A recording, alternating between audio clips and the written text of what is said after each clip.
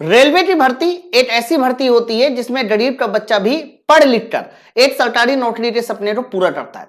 लेकिन इस सपने को चुकनाचूर कुछ लोग कर देते हैं जो अपने निजी फायदे के लिए और पैसों के दम पर इस भर्ती में जबरदस्ती गवर्नमेंट जॉब में अपना सिलेक्शन कराते हैं। मैं आपको फिर से बता दूं, रेलवे ना भले ही चाहे कहता रहे कि हमारी जो वैकेंसी है वो एकदम फेयर चल रही है, किसी तरह का कोई फर्जीवाड़ा नहीं होता है, तो हमेशा एक बात ध्यान रखिएगा, चोरी तब तक साबित नहीं होती जब तक कि वो उसका खुलासा ना हो जाए। अगर खुलासा हो गया तो वो चोरी है, और नहीं खुलासा हुआ तो आप ये मान के चलिए कि उसमें किसी तरह की कोई चोरी नहीं हुई। बिल्कुल ठीक ये बात रेलवे की वैकेंसी पर एकदम फिट बैठती है। आपको पता है कि अभी तक यानी 27 नवंबर से जब से पेपर चल रहे हैं, अभी तक हम लोग को ऐसा लग रहा था कि रेलवे ग्रुप डी की जो भर्ती है वो बहुत सही ढंग से चल रही है, किसी भी तरह की कोई भी कह सकते हो फर्जीवाड़ा नहीं है। लेकिन अभी 2 दिसंबर के आसपास ये एक नोटिस आता है कि लगता है कि पेपर लीक हो सकता है, फर्जीवाड़ा हो सकता है। सेंध दिखाई जा रही थी कि सेंध लगी हुई है, लेकिन अब तो यहां पर देखिए सॉल्वर भी पकड़ लिए गए, और वो सॉल्वर के साथ साथ पूरी की पूरी एग्जाम सेंटर की भी डिटेल है कि किस एग्जाम सेंटर में इस तरह का फर्जीवाड़ा हुआ है। रेलवे ग्रुप डी की परीक्षा में फर्जीवाड़ा का खुलासा, अभ्यर्थी और सॉल्वर गिरफ्तार। बात यहां फिरोजाबाद की है। आगरा में 3 दिसंबर को फर्जीवाड़ा कर रहे अभ्यर्थियों को जगह दी गई परीक्षा। फिर रेलवे भर्ती बोर्ड आरआरबी ग्रुप डी में नकल कराने वाले सॉल्वर गैंग का पर्दाफाश। लाइन पार थाना पुलिस 2 लोग गिरफ्तार किए गए, उनके नाम भी लिखे हुए हैं। अमन और शिवालय मठसेना थाना के क्षेत्र के दतवाली के रहने वाले हैं अमन, और आरोपी ने 1.53 यानी लगभग जो है 1.5 लाख रुपए की नकदी, 5 आधार कार्ड समेत कूट रहित दस्तावेज और एक कार बरामद हुई। मतलब इस तरह का खेल हो रहा है कि इसमें 1.5 लाख रुपए, कार और बहुत सारे तो आधार कार्ड बरामद हुए। पुलिस ने दोनों अभ्यर्थियों को धोखाधड़ी और प्रताड़ना के संबंध में धाराओं के तहत गिरफ्तार करके कोर्ट में पेश किया। यहां से दोनों को जेल भेज दिया गया। अब रेलवे भर्ती बोर्ड को इसकी रिपोर्ट भेजी जाएगी। फिर आगे लिखा हुआ है, एसपी सिटी रविशंकर ने बताया कि 3 दिसंबर को अमन ने शिवालय के स्थान पर जीबी इन्फोटेक ज्ञान भर्ती कॉलेज ऑफ एजुकेशन, ये पूरा का पूरा सेंटर का नाम लिखा है, नालंदा टाउन शमशाबाद रोड आगरा में रेलवे भर्ती परीक्षा दी।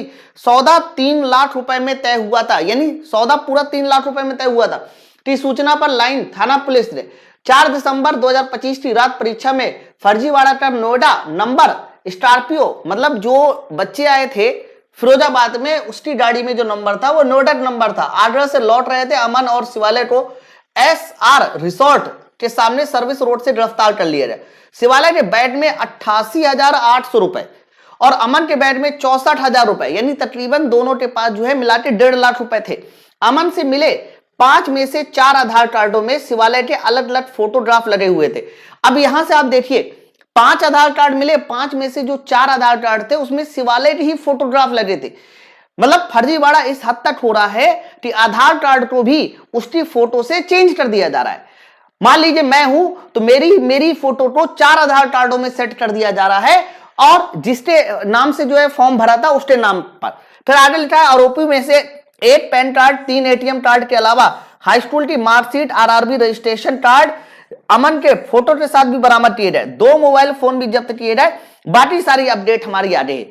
मतलब आप ये मान के चलो कि जितना दिमाग ये लोग इस तरह के फर्जीवाड़ा में लगाते हैं कि किस तरह से फोटोग्राफ को चेंज कर दिया जाए, अलग अलग तरह के आधार कार्ड बना दिया जाए, उतना दिमाग अगर ये सब लोग पढ़ाई में लगाए होते तो मुझे ऐसा लगता है कि इनका सिलेक्शन जल्दी हो जाता।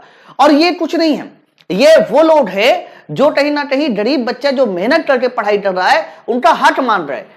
बच्चों मैं आपको बता दूं, ये जो वैकेंसी आती है, इस वैकेंसी में से आप ये मान के चलो कि 20 से 25% ऐसी वैकेंसी होती है जो पूरी तरीके से फर्जीवाड़ा में निकल जाती है। 70-75% मुझे लगता है कि ऐसी वैकेंसी होगी जो फ्रेश जो है भर्ती होती है। तो रेलवे को इस चीज पे बड़े बेहतर ढंग से जो है संज्ञान लेना चाहिए, कड़ाई से संज्ञान लेना चाहिए। अगर इस तरीके के फर्जीवाड़ा में कोई स्टूडेंट शामिल है तो उसके ऊपर कड़ी से कड़ी कार्रवाई और बड़े से बड़ा जुर्माना वो लगाना चाहिए, ताकि आगे कोई भी इस तरह के फर्जीवाड़ा में शामिल होने से पहले बचे। यहां पर केवल वो सॉल्वर गैंग के लीडर ही नहीं, बल्कि वो सारे स्टूडेंट जिन्होंने बड़े बड़े कॉलेज से पढ़ाई कर रखी है, बीटेक कर रखा है, उनको बहुत अच्छा नॉलेज होता है साइंस का, मैथ का, रीजनिंग का, वो सारे लोग क्या करते हैं कि वो सारे के सारे बच्चे अपने मतलब चंद पैसों के लिए 1.5-2 लाख रुपए के लिए जो है किसी और स्टूडेंट की जगह पर पेपर देके आ जाते हैं, झटके में 1.5-2 लाख रुपए कमा लिया। तो वो कहीं ना कहीं अपनी पढ़ाई का, अपने नॉलेज का गलत इस्तेमाल कर रहे हैं। अगर वो सही इस्तेमाल कर रहे होते तो वो भी जो है पढ़ लिख कर जो है बढ़िया सरकारी नौकरी पा लेते।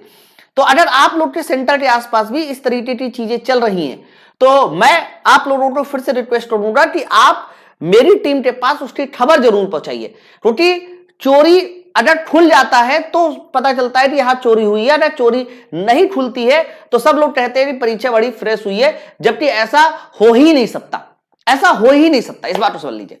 तो ये एक काफी दुखद खबर थी और मुझे ऐसा लगता है कि आप सब लोग सतर्क रहिए, जागरूक रहिए। अगर इस तरह की घटनाएं आपके आसपास हो रही हैं तो आप उसका विरोध जरूर कीजिए। चलिए फिर हम लोग मिलते हैं नेक्स्ट वीडियो में, तब तक लिए थैंक यू वेरी मच।